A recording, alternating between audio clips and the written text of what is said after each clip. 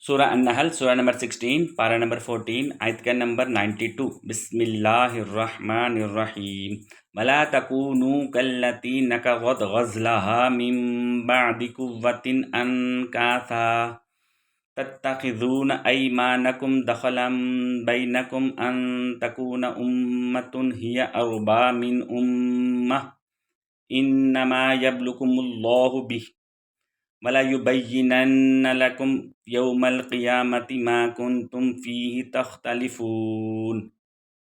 اور اس عورت کی طرح نہ ہو جاؤ جس نے اپنا سوت مضبوط کاٹ لینے کے بعد توڑ کر ٹکڑے ٹکڑے کر ڈالا۔ تم اپنی قسموں کو اپنے درمیان فریب کاری کا ذریعہ بناتے ہو تاکہ اس طرح ایک گروہ دوسرے گروہ سے زیادہ فائدہ اٹھانے والا ہو جائے۔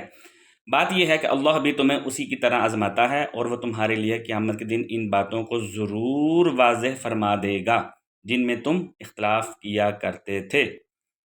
Do not be like the woman who foolishly unravels her yarn after it is firmly spun, by taking your oaths as a means of deceiving one another in favor of a stronger group.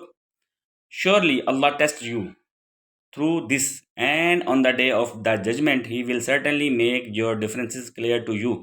Sadaqallahul Azim.